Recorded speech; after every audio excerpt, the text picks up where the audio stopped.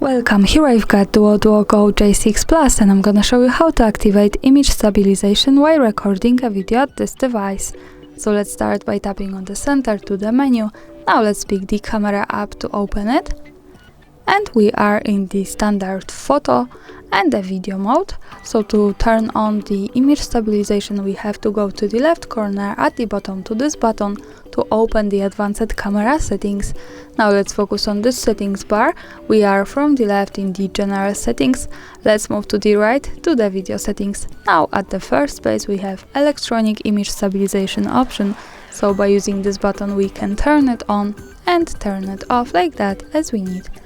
And this is how it works here. Thanks for watching, subscribe our channel and leave the thumbs up.